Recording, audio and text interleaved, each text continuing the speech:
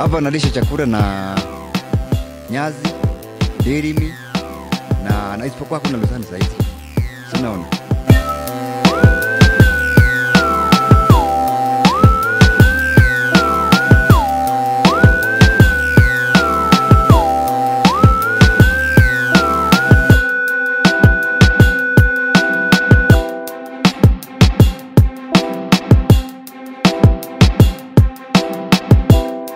Since we have some good pasture, we put the cows out after milking, raise them.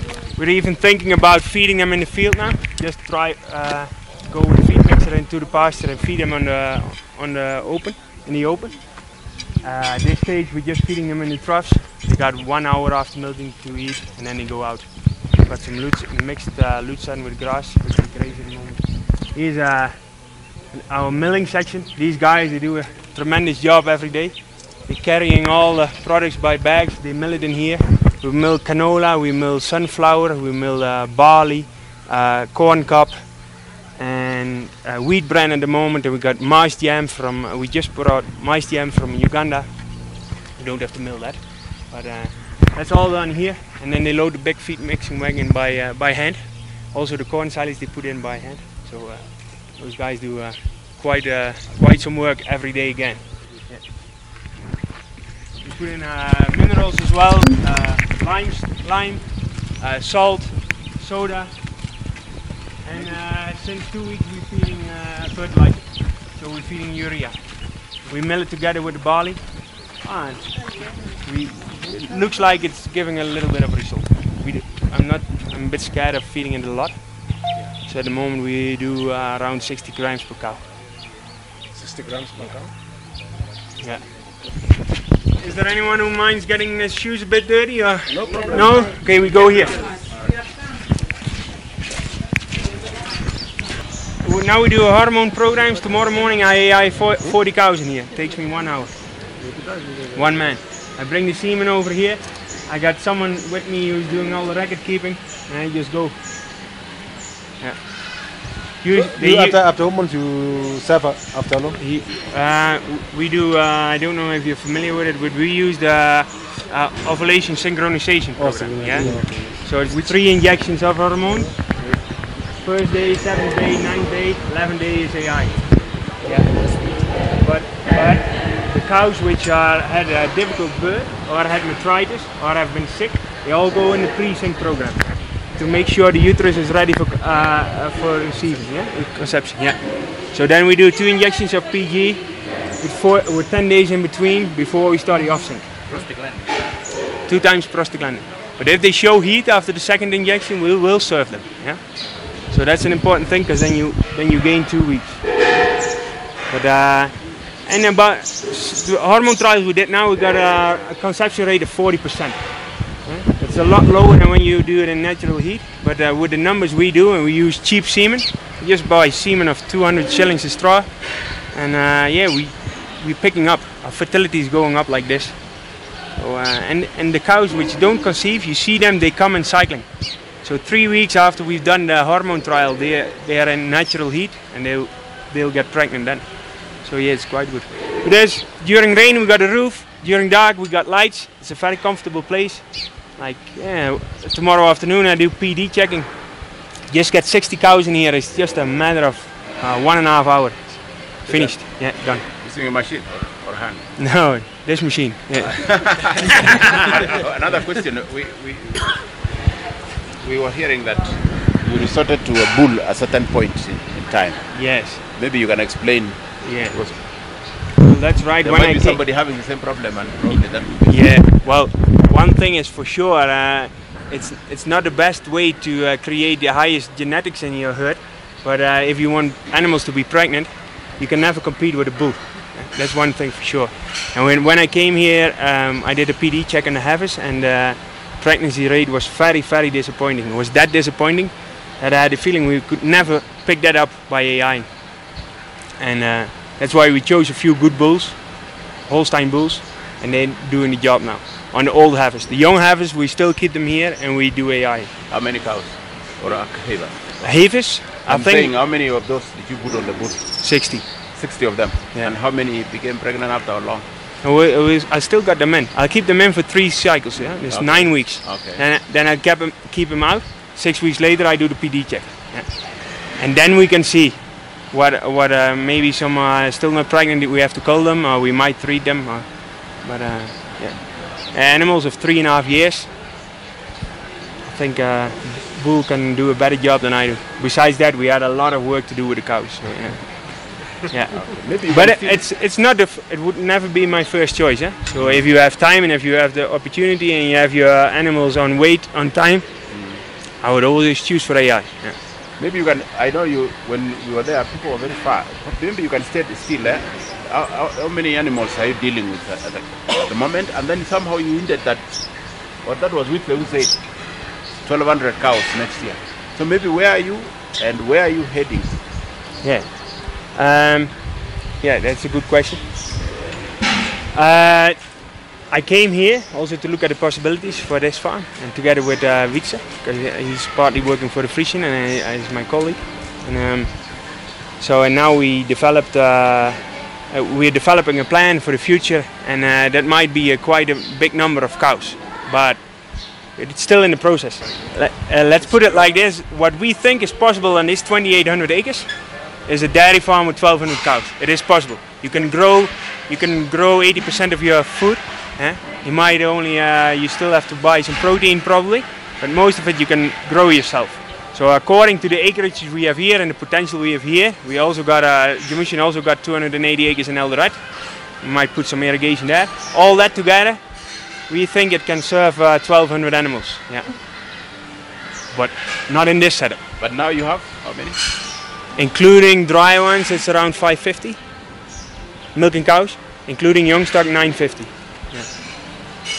So how do you intend to grow? Is it by producing your own replacements or getting some from us? Yeah, we grow by sea. No, no, it's a good question. Yeah. Of course, you can choose for growing from your own herd. Yeah. Of course. Okay. Yeah, and but then the process is going to take very long, and for us this herd might not be the best herd to grow with, because the pregnancy, the fertility rates are a bit disappointing at the moment. But of course you can use a few cows. That's the decision. But if you want to grow fast, and that's probably the plan of the owner of this farm, then you always have to import animals or buy animals. Yeah? When you came here, for instance, what was the production by that time, and what changes did you make, and what is the production currently? Yeah. Currently, last week we produced around average around 18.5 liters per cow. Yeah? For average of last year, it was around 13 liters per cow per day. What are the things? Well, the challenge of this farm has always been feed, storage, production throughout the whole year. To have a constant ration for the cows. And to prevent that, we're building that over there. You can see. I think we're building one of the biggest silos you can see in Kenya now. And we want to build 4 of them, and then you can store enough ravages for the whole year. But the changes I made, first of all, is put all cows in one group. Because the production, I found the production too low to feed in production groups. It was inefficient to have 5 production groups and then have a group. There was all groups of 50 cows scattered all over the place. We had fences all over. They would come in one by one, and milking took 7 hours. Now these guys, if they do their best, they're milking more cows and they do it in 3.5 hours. Yeah. So also that gives you a lot more milk. Eh? Cows have a lot more time eating, resting, ruminating, everything. Yeah. Well, when I came, the production was not too bad, but then I found out the ration was containing 22 kilos of corn silage. At that time, quite good corn silage. But no one had a clue about how much corn silage there was in the silage pit. So my second day here, I measured the silage, what was the storage of the silage, and I found out we only had 25 days remaining. Yeah. So the biggest change I made according to the ration, first thing was lowering the silage consumption to 10 kgs per animal. and even lower for dry cows. And that helped us. Now we can survive till half of July, and hopefully by half of July we got fresh corn to harvest, and also some grass and peas. Yeah. The other changes I made according to feeding was no lucerne anymore. We were buying lucerne at 400 shillings a bale. Everyone over here thought you cannot produce milk without lucerne, so we cut out all the lucerne from one to the other day, and we stayed on the same production. So yeah, I've been struggling with feeding a constant ration, because the supply of products is changing every week. And if you think you found a good product, like I found cottonseed meal. Cottonseed meal. It was doing a good job. It was giving us a lot of. We saw a lot of difference from it. Anyway, as soon as that supplier knew we were relying on him, price doubled. So I had to find an other alternative, and that's the challenge every week. Yeah. So, but I'm sure you're facing the same challenges. Yeah. So, any other questions so far? So you're saying you don't buy lucerne anymore? No. And and the production still went up without lucerne? Yes. Because a number of us here also buy from Delamere. You bought also from Delamere? It was Marula. The opposite farm. That's the Delamere. I thought lucerne is a good product, so I went over there and I said, okay, I don't want to buy a truck every day, so I want to buy 5,000 bales right now. They said, no, we're gonna run. We're not even sure if we can supply you what you need now. And I thought, this is too unreliable. That's why I decided not to feed lucerne at all anymore. If they would have sold me 5,000 bales, we would probably continue feeding it. But you think the green grass helped a lot? Green grass helps if it's from good quality. With protein. Yes. Yeah. As soon as they go out grazing, we lower the protein. But it's a bit difficult to calculate how much protein you can expect from this crop. But now I have got a good feeling about this pasture over here, because we put a lot of fertilizer on. We sprayed against broadleaves, against water grass. We fertilized it with a good top dressing. Yeah. Not CN, not NPK. pH over here is low enough, so you don't need to add any more ammonia. And we see the results from it. Yeah. Did you add lime also on the fruit? No, you can do. That would be good. Yeah. No, it was a bit hard to get and put it on the grass now before they start grazing. I don't know if you have. For the cropping, I would like to do it still. Yeah. You see, you are harvesting some grass there, and it looks overgrown or something. Yeah. Along the road. We got a mower of 1.6 meters, so all the grass is overgrown. We do marathon mowing. We mow almost day and night during the week. Yeah. We cannot keep up. Maybe that's a good reason to expense a compound machine. Yeah. Because mostly a crop farm. Yeah. So you saw, I'll show you later on, but we got this huge storage of those iron silos. It used to be mainly crop, this farm. So a lot of wheat and a lot of corn and barley also last few years. And they were making quite good money off it. But then they decided this farm is going to be 100% dairy. So all the cropping has to be in favor of dairy. But that cropping plan was made and containing a lot of corn and a lot of grass. And I came here and I thought, well, that's all good. We got all the seeds in stock, but how are we ever going to harvest it? So what I did together with Wietse, the first week we ordered machines from Holland, and they are arriving next week. A big mower, big tether also. I have the feeling not many farmers in Kenya know what a tether is. Yeah? You use a tether after you mow? Yeah, just to collect it or to dry it, exactly, yeah. When most people think it's for collecting, but yeah, exactly. We bought a tether as well, so I think you can make hay in 2 days or 3 days, and silage in a day. And probably doesn't even need tethering for silage. We bought a big double rake and a self-propelled harvester for corn and for grass. A 6-row camper head, with a camper system. You don't have to go in lines anymore. You just go in. And an irrigator, but also things for the cows. We bought a hoof trim box, which is going to be extended from here, and a foot bath, and all these kind of things. So yeah, and on all aspects we we invested a bit, and now we are struggling to prepare the storage to store all the feed we harvest with those new machines. Yeah. Now, Okay. Do you have any challenge in disease on the cows or something like that? Yeah, it's a good question. So far, the diseases which are very obvious, we are able to treat. Yeah, we made new treating protocols and stuff. And but I want to do blood testing and to find out what else is here.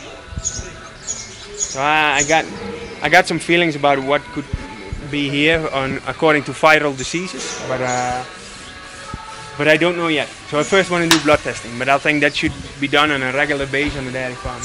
Blood testing. And, yeah. Okay, we continue. Yeah. So you.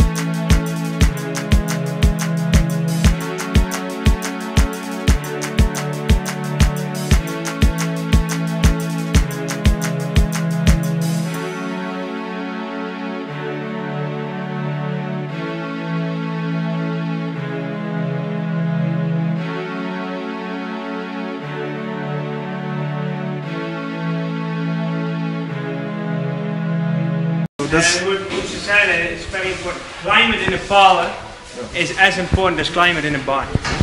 So people working in here, cows coming here twice, maybe even 3 times. We're milking 3 times a day now, and they spend quite a bit of time in here. It has to be good. There are farmers, also among our group, respected farmers, who like big tractors and shiny tractors. But this is where you make the money from. So don't reduce money on quality or any issue. This milking parlor is working 10 hours a day, 365 days a year. So if the maintenance is not good and the clusters are not milking properly, you'll find it in your money back. So never reduce or negotiate about quality and pricing. So this is the first machine inside the dairy business which should work properly.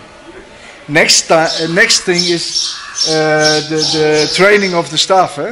You've seen that, and if you go inside, for me, I'm a small Frisian guy, by the way. Normally the Frisians are like this, but we found some good milkers, very tall, who can easily attach. When you have milkers like this, after 1-2 years, they fall down, they break their back or whatever. So you have to rotate. So one is the machinery, but secondly are the procedures. How to milk. You start here, go around, then you start here. There's all protocols. And that's what we changed a lot as well. So, and milking should be enjoyable. People who don't like cows and don't like milking, don't come here. So you should enjoy milking. And that's what I told about this. yourself as well as you think of the cows. You have to stand here 2 times a day. And another point is, as a student, well, I like milking. I don't like tractors so much, but I like milking. I was in California milking 11 hours a day, and I liked it. Then you see also your cows. What is the problem with your cows? Because you see them twice a day. Do they have mastitis? Are they coming like this with the milking powder? And there were different breeds. We had brown Swiss cows and we had Jersey Holstein cows. The brown Swiss cows we attached first, and they were always the last to end. So the milking speed of brown Swiss was very low. So I wanted to have a flow. So we told the farmer, if you want to start with brown Swiss, it's okay, but separate them in groups. That's just Mr. Now, with our design. So now, the design. Yeah. Now you have seen the problem of this area. What advice are you giving to EDFA members, or are you drawing? Are you giving us the measurements, like a proper ones? Maybe Jeffrey can even answer that question. Well, maybe the discussion, Jeffrey, we have lately. All of us. Jeffrey already is following a design. Yeah. A design. That he gave me. And then the designs are available. Even there's a booklet. Yeah. And which is available. So now there should be no mistakes. You should not make mistakes again. No. You see, what you should be saying is that now, before anybody puts up a milking parlor, we need to advise or go and see. Well, the first advice I give is visit other farms with milking machines and ask the owners or the manager, are you satisfied about it? Do you have the good capacity? Are you satisfied about the supplier? Do they bring you the service? Then from 2-3 suppliers you have an indication. Then I say, you want to milk 20 cows after 5 years, or 100 or 200? Think about it. So because when you order, you want to install a milking machine for 50 cows, and you want to grow to 150 cows, then you need to build a parlor which is extendable. And concrete, okay, you spend some, but when the extension is there, the building is ready for extension. Only the equipment should be installed. So I give a rough measurements, dimensions about the milking parlor, but your supplier should give you detailed drawings, because they know, because a different supplier has a little bit different measurements or things like that. So we start with the first discussions about the plan, about the logistics, those things, and then the supply. I always advise farmers ask minimal two quotations and compare them, and say, okay, what about the extra things inside? Of course, it's a price-wise thing as well, huh?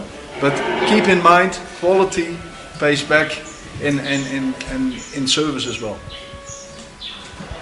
Yeah, I think next I fully agree, but let's say if you go to see other farms milking parlors, just to have an idea, not only go there and see, but ask the farmer if you are allowed you to do some milking in that parlor. Yeah, because then you have some feeling with the machine. Yeah, right. Yeah. Most of our milking parlors we have a place where the cows are feeding at the same time. Right. There's no hole like this. Yeah. No. That shows even the workers who are working for us. Within a very short time, they might end up even leaving our places because they can look for a comfortable place like this, where they can milk very easily.